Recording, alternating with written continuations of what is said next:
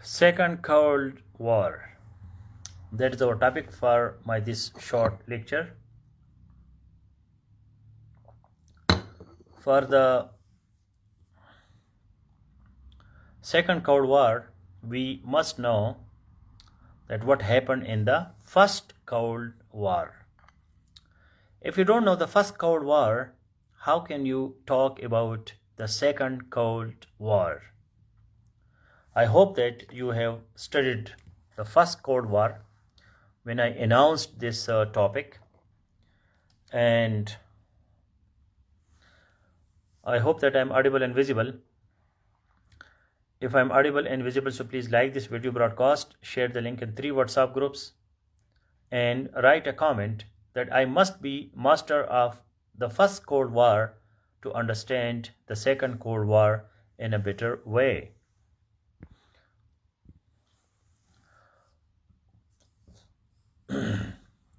Please write a comment and share the link in 3 WhatsApp groups.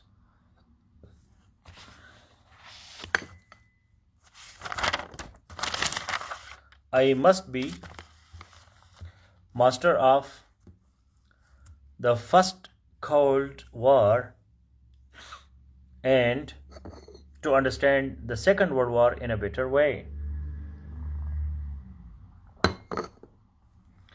So, what do you know about First Cold War? And before First Cold War, we had World War II, and before World War II we had World War I. So it is a series of history which you must understand. First World War, Second World War, First Cold War, Second Cold War. That is the natural sequence. Did anybody share the link in 3 WhatsApp groups so that I continue my lecture?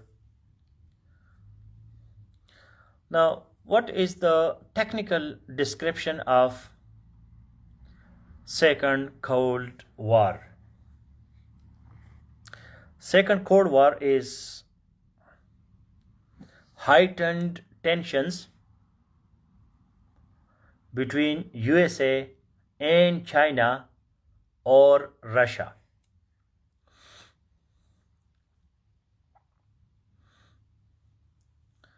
If you have shared the link, so please let me know. Just copy the link and share it in 3 WhatsApp groups and come back.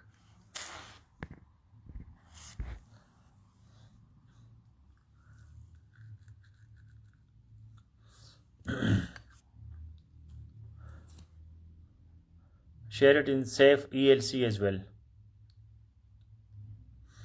So I must be master of First Cold War to understand the Second Cold War in a better way. Of First Cold War, Second Cold War, First World War, Second World War. This is the basics of current affairs. Current affairs जो है, if you go to the current affairs syllabus, so you will see that, can anybody copy paste the first 2-3 lines of CSS current affairs syllabus?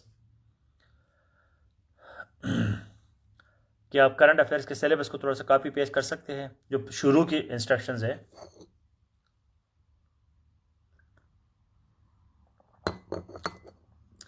Please go to Google, write CSS current affairs syllabus.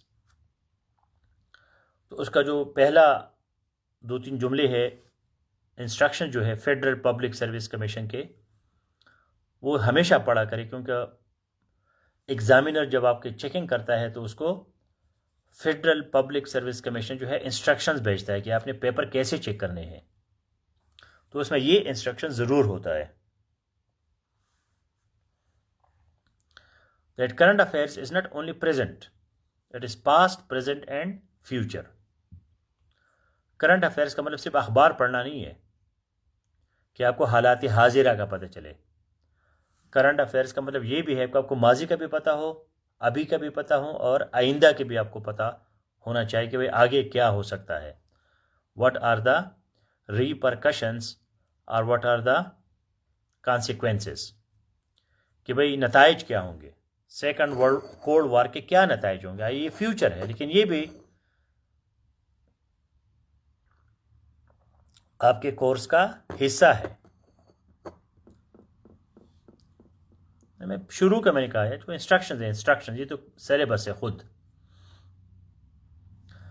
जो साथ शकील ने लिखा है ना, ये देखो, history, politics, international affairs is deemed necessary to interpret current affairs. Fawad Khan ने भी लिखा है कि candidates will be expected to display such general knowledge of history, politics and international affairs is deemed necessary to interpret current affairs. तो current affair जो है उसको interpret करना, एनालिसिस करना. आप सिर्फ इन्फॉर्म नहीं कर रहे, आप इसकी तफसीलात बता रहे हैं, एनालिसिस कर रहे हैं, और उसके लिए हिस्ट्री ज़रूरी है. So second cold war is the name of heightened tensions between USA and China or Russia. China, Russia और यूएसए के दरमियान हाइटन्ड टेंशन. हाइटन्ड टेंशन का मतलब क्या है कि टेंशन बढ़ गया है, तो कोल्ड वॉर शुरू हो गया. अब वॉर जो होता है उसमें तो वॉर होता है बाकायदा, लेकिन इसमें इतना वॉर नहीं होता. There is no large scale fighting. There are proxy wars and ideological plus political, geopolitical struggle for global influence. ये कोल्ड वॉर का डिस्क्रिप्शन है. कोल्ड वॉर में क्या होता है? हाइट एंड टेंशंस होते हैं, नो लार्ज स्केल फाइटिंग होते हैं, प्रॉक्सी वॉर्स होते हैं, ideological and geopolitical struggle for global influence. ये जो मैंने आपको कोल्ड वॉर का आर्टिकल दिया है उसी से है ये पॉइंट्स कि भाई कोल्ड वॉर में क्या क्या होता है. Following are the characteristics of cold war. Colon. Number 1, heightened tensions. Number 2, no large scale fighting. Number 3, proxy wars. Number 4, ideological and geopolitical struggle for global influence.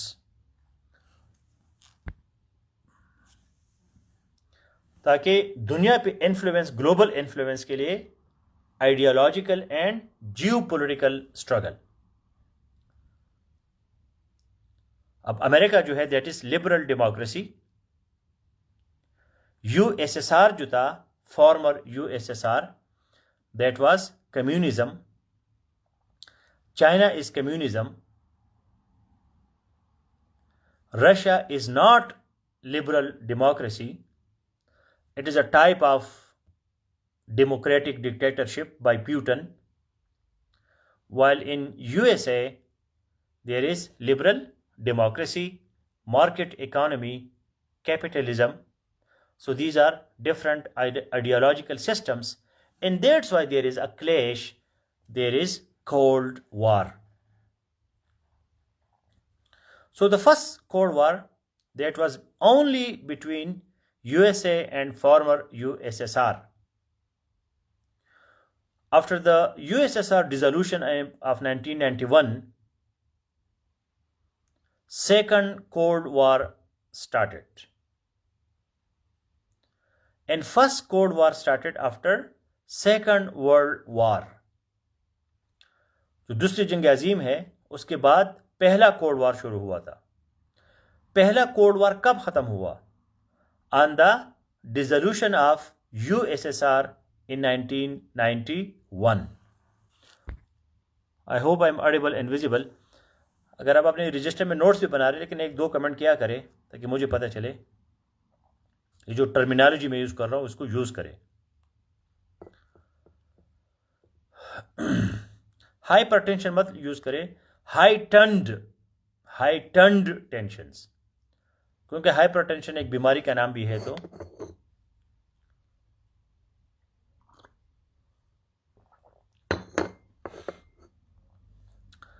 अच्छा, तो पहला जंग अजीम, दूसरी जंग अजीम, उसके बाद first cold war comes to an end with the USSR dissolution in 1991.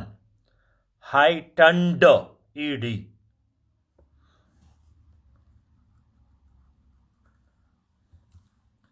Now we have J.F. Kennan, who was, I don't know, he died or he is still alive, but US historian and diplomat. He is one of the wise men group. The wise men group. When in 1998, Poland and Czech Republic were made part of NATO, so G.F. Kennan told that Cold War started.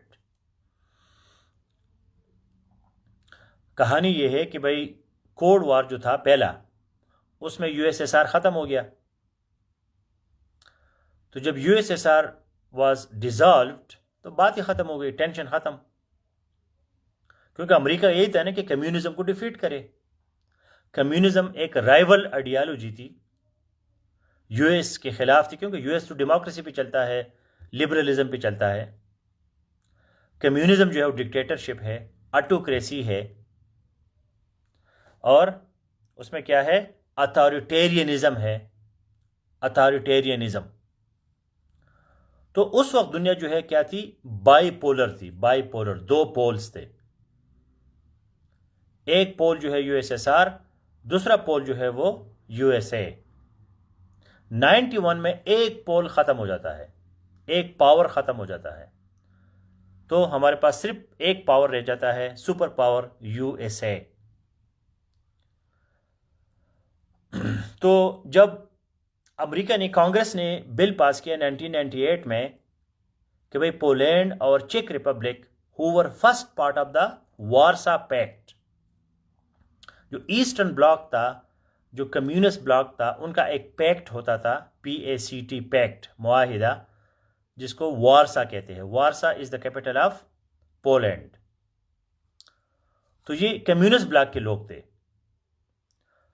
अब ये लोग जो है Poland और चेक Republic, ये आ गए कहा, नेटो में शामिल हो गए। अब नेटो जो है वो तो कैपिटलिस्ट ब्लॉक का वो है, ग्रुप है, जिसमें यूरोप है, अमेरिका है। तो रशिया जो है वो डर गया कि यार ये तो मेरी एलाइज को, मेरे दोस्तों को ले जा रहा है। तो वहां से सेकंड कोल्ड वार जो है वो शुरू हो गया। अब सेकंड कोल्ड वार की प्रॉब्लम्स ये है कि it will distract the world from other global issues, and instead of global warming and international other issues, international trade, poverty, democracy, अब लोग जो है वो इन चक्करों में पड़ जाएंगे। कोल्ड वार का मसला ये है कि भाई दुनिया के और भी बड़े मसाइल है।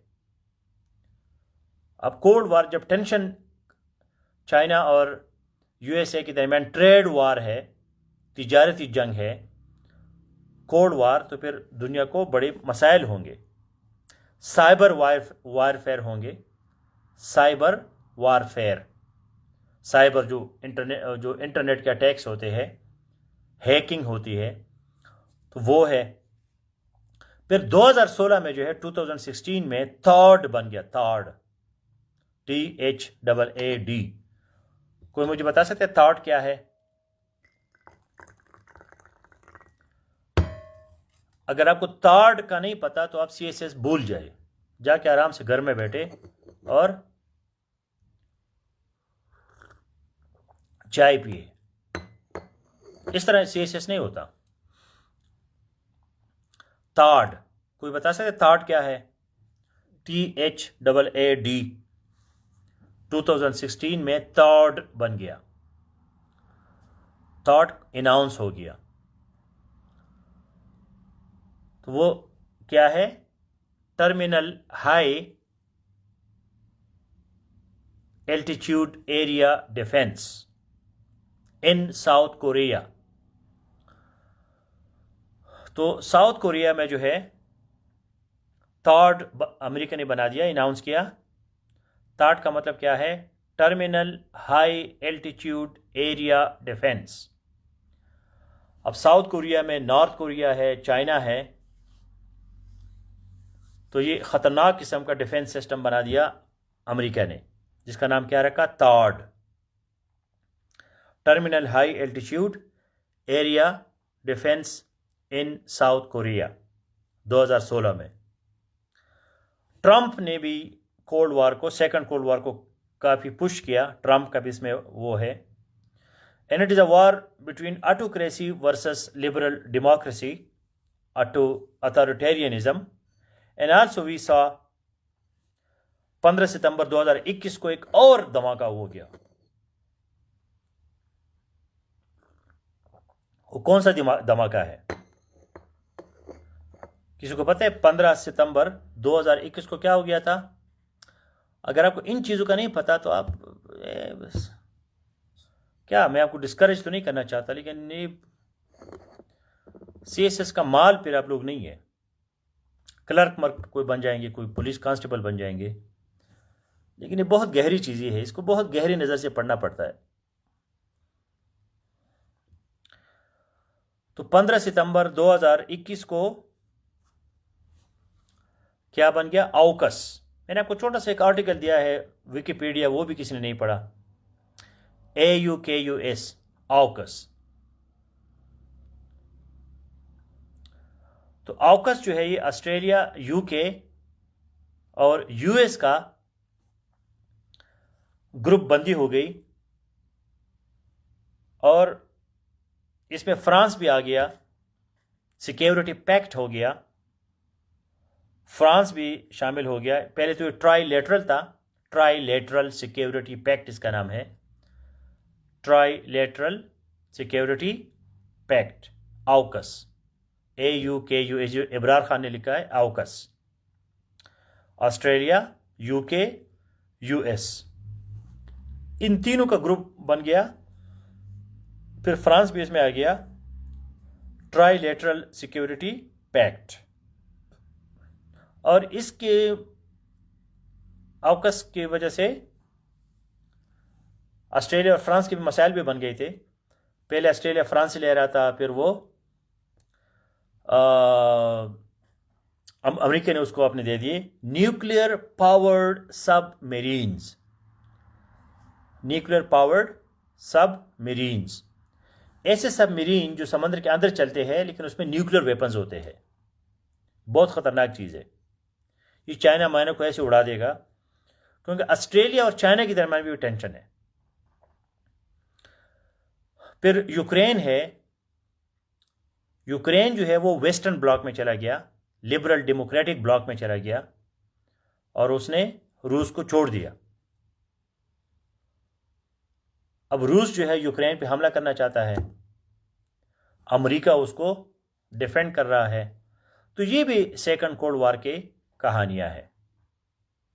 बाइडेन कहता है कि we are not for second cold war, हम जो है सेकंड कोल्ड वार पे नहीं जाना चाहते।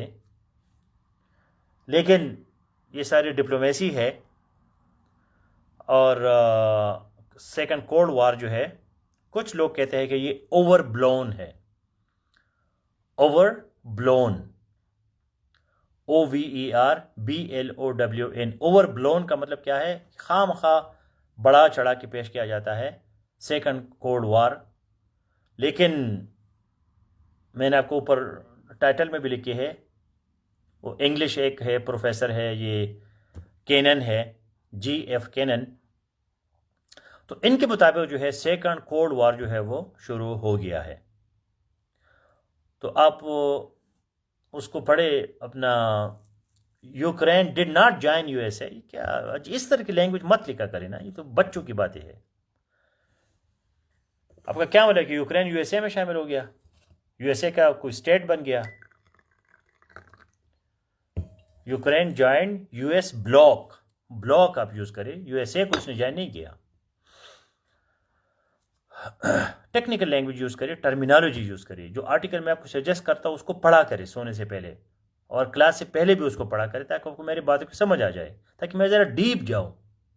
आपके स्पेलिंग्स ठीक करना, आपको बेसिक एक एक चीज़ बताना, तो इस तरह के नॉलेज से आप सीएसएस नहीं कर सकते। So there is possibility. That's why my today's lecture, we see the heightened tension between China and USA. We see that there is no large-scale fighting, but there are proxy wars. There are ideological and geopolitical struggle for global influence between China and USA. ये जो मैंने आपको points दिए ना, इसको sentences में डालें, फिर आप इसको प्रूफ करें। अब चाइना जो है वो BRI चला रहा है, ठीक है, और USA जो है वो बेटर वर्ल्ड चला रहा है, तो ये टेंशन तो है ना। जब टेंशन है तो फिर सेकंड कोल्ड वॉर है। अब साउथ चाइना सी जो है, साउथ चाइना सी पे भी टेंशन है। फिलीपींस और जो US ब्लॉक वाली कंट्रीज है वो चाइना के खिलाफ है। तो ये सारी चीज़ें जो है ये सेकंड कोल्ड वॉर की तरफ जा रहे हैं। थॉट का बनना, आउकस का बनना, मैंने बिल्ड बेटर वर्ल्ड जो BRI के मुकाबले में बना है, तो ब्लॉक्स तो बन रहे हैं ना, टेंशन तो है। जब टेंशन है तो कोल्ड वॉर है, हाइटन टेंशन, ज्यादा tension. If you have any other question so please ask, otherwise build better world versus BRI। तो बिल्ड बैक बेटर वर्ल्ड, इसका पूरा नाम क्या है? BBBW versus BRI। तो ये बड़ी इंटरेस्टिंग चीज़ है, इसको आपको पढ़ना होगा। जो आर्टिकल मैं आपको सजेस्ट करता हूँ उसको तो ज़रूर पढ़े, उस पर मज़ीद भी पढ़ा करें कि सेकंड कोल्ड वॉर पे गूगल में आप पढ़ा करें, रिसर्च करें अपना। और कोई क्वेश्चन? फर्स्ट कोल्ड वॉर को पढ़े कि उसमें क्या क्या हुआ था। B3W बिल्कुल।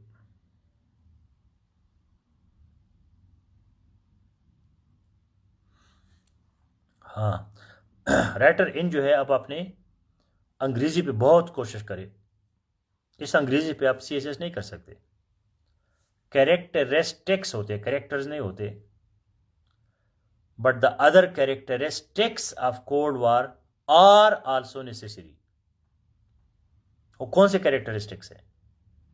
तो प्रॉक्सी वार तो चल रही है ना, थोड़े बहुत है, हाइटन टेंशन भी है, ideological and geopolitical struggle for global influence भी है।